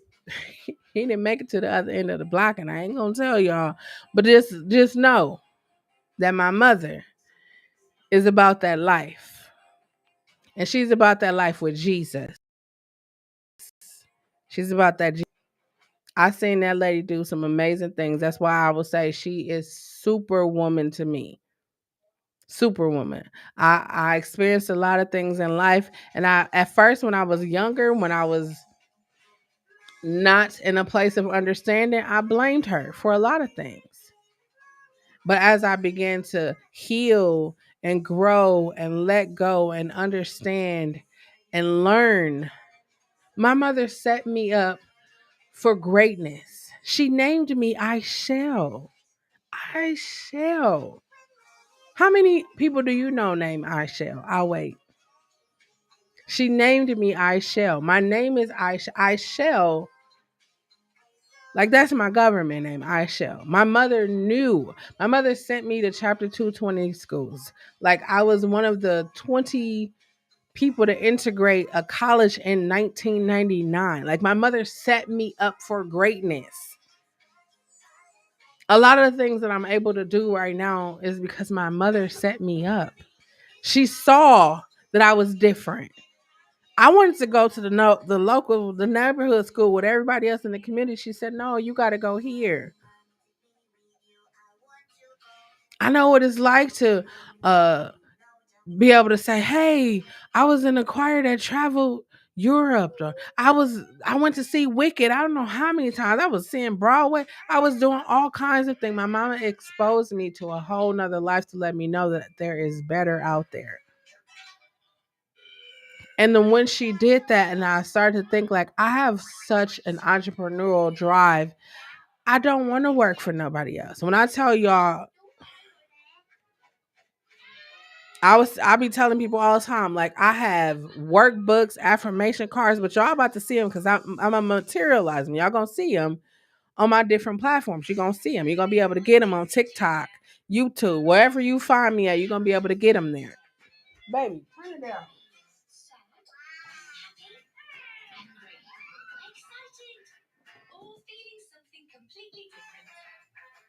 Thank you. Y'all gonna see him. Cause I'm tired of just sitting. I'm trying to be like, oh, I want to do this. I said for the rest of 2024, I want to travel. I want to go on a cruise. I want to go to Africa. I want to go to Italy. I want to go to Japan. I really want to go to Asia. Like Asia is where I really want to go. I want to tap into the K-pop market. I want to tap into the rap market over in either India or Asia. That's where I want to. I mean, I want to work in those. Like, I want to be able to, like, hey, I'm doing shows. I'm bringing people to the United States to, like, I want to. That's what I do. I want to be an international booker. That's what I want. That's what I want to do. I've been thinking about this since the pandemic. I really want to do that. I want to bring other people. I want to take hip hop artists or R&B artists or pop country artists from these states and take them overseas and people over there and bring them. That's what I want to do. That's what I do. And I want to make sure everybody is equally compensated. That's exactly what I want to do. I always knew that I was going to make money in music, and I just didn't understand that it was going to be in on the business side of it. Like, I thought it was going to be, I'm going to be over here. I mean, I do ghostwrite. So some of your favorite rappers got ghost. I'm just playing. But I have written. I don't think I'm supposed to say that as a ghostwriter, but anyways, I said it now. So I have ghost wrote a bunch of rhymes for a bunch of people. They'll never be like, "Oh, she them right." They'll never say it, but they know and I know. Um, but yeah, I just want to. I've been ever since I turned 40. I've really been thinking about legacy. I've been thinking about how can I leave um the things that I created. How do I leave it to the next generation? How do I set up the next generation so they will know? Not leave them with a bunch of burdens and expect them to figure it out. Like, everyone is talking about credit. Oh, you got to get your credit right. You got to get your credit fixed. My little brother was like, man, I wish he's my god brother, but I call him my brother because some people were like, how many brothers you got? I got a lot of them. But he was like, I wish my parents would have taught me about credit when we was growing up. How they gonna teach you about credit when we was growing up when they was using our names? Ain't gonna be no. Y'all know what they was doing back in the days. Y'all know what they was doing. How we gonna get stuff fixed? How we gonna? We was already burnt before we even got. Some of us is still dealing with it to this very day. Cause you don't want to, who want to file a case on it? Who want to do that? I mean, some people do, not me. I'm cool. I'll take care of it. I'll take care of it. I ain't saying I'm rich to do that. I'm just saying, like, I'll take care of it. But I just be thinking about some of the small things, like, man, 4 years later, I never would have thought that I would be in the place. Wait, I knew one day I would be in this place, but I never would have thought it would be now. Truthfully, I think I probably was gonna see. I thought I probably would have seen like, oh, hi, Jazz. I'm sorry. Um, Good night. Sorry, I'm so late, y'all. It's okay. I'm sorry, y'all still here. I appreciate y'all for being here. I'm about to wrap it up though. But as I prepare to turn 44, I am forever grateful for every experience that I've ever experienced. And I realized something when I turned 40. I actually realized this when I turned 30, but 40 just really solidified it. You ever talk to an older person and you be like, they just don't give a fuck? Totally understand why they don't. When you get to a certain age, you just be like, why does it matter what when people be talking about bonnets and all that other stuff and what people wear, you wear what makes you comfortable, honey. If you survived a global pandemic to live, you do whatever the fuck makes you happy. That's what you should be doing right now. If being single makes you happy, be the best single person you can be. If you're in a relationship and every day you wake up, you go to sleep, you gossip with your friends, like, I don't know if this is it. It's probably not. And you should leave it. You should just let it go. That job. I know you need money. I'm gonna tell you to let it go. People be wanting to tell you, but they be like, oh, they're not gonna listen. Listen, Linda, listen. Let it go. Ain't no way you're gonna survive a global pandemic and not be happy.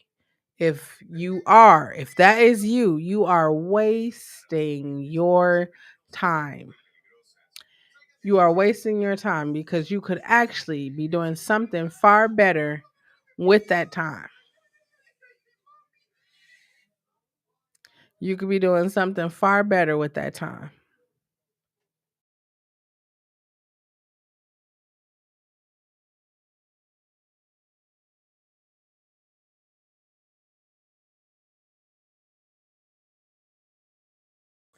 Speaking about my mother, that's who just called me. That's crazy. Anywho, but if you have been having, I'm saying like Whoopi Goldberg said in Sister Act 2, if every day you wake up and think about being a member of the Ice Capades, that's what you should be doing. That's what you should do. I ain't telling you just to jump into something. Now I'm telling you, if you've been in a relationship and it ain't went where you thought it would go, or listen, we all know. We all know when we with somebody if it's gonna go somewhere, if it's not.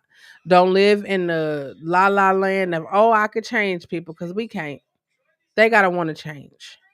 And if you giving somebody the best years of your life, I'm gonna tell y'all what I've seen multiple times. People be in relationships 15, 20, 30, a lot of years, and they leave the person they spent all that time with and they marry the next person. Don't let that be you. You know this person ain't right. You know y'all ain't right. You know y'all just trying to work it out because y'all don't want people to be disappointed by the fact that y'all didn't work. You should think about your happiness. If you are a parent that is staying in a relationship for the kids, them kids don't know shit about y'all relationship. You would be best to leave. Do the co-parenting thing, but leave. Don't say you stand for them kids because them kids don't even know what's going on. And if they do know what's going on, they harboring hatred and bitterness and anger. And that's not going to be great for them as they get ready to go out into the world and date or be around other people. Because now they're going to take what they learned at home and apply it to situations that they are in life. If you don't believe me, look at bullies. People that be bullies at school experience things at home or not even at home in their community of people. We got to do better. We got to do better. And in 2024, season 2 of the Nurturing Conversation podcast, we will. We most definitely will. And that, my friends, is all that I have. Tune in every Sunday night at 9.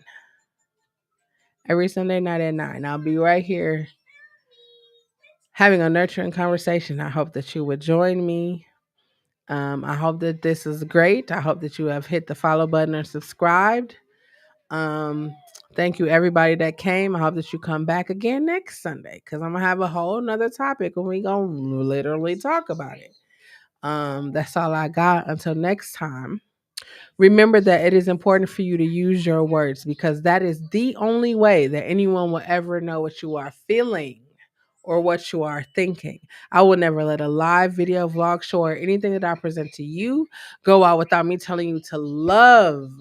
Mm. Love yourself. This includes your faults, your fears, your failures. Know yourself. Trust. Trust yourself. This includes the hairs that stand up on the back of your neck, the feeling you get in the pit of your stomach, the goosebumps you get in your arm, that loud or that small voice. Trust it because it will not lead you wrong.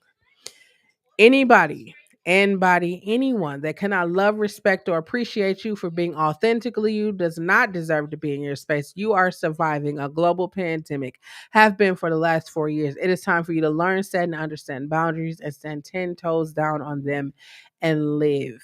If you haven't been paying attention to the news, you most definitely should because there is wars, there's rumors of wars, there is submarines disappearing, there's aliens, there is the orange guy. It's all kinds of stuff that you should be in the know about. Having said that, make sure you get your toiletries, non-perishable food items, water, disinfectants, and some cash money or coins or anything that you deem valuable to the side. Because I want to make sure that you and your family are prepared should anything pop off. And if you are engaging in adult activities, make sure that you wrap it up because the STD rates are rising despite being in a global pandemic. That's all I got. Until next time, I love you. Peace.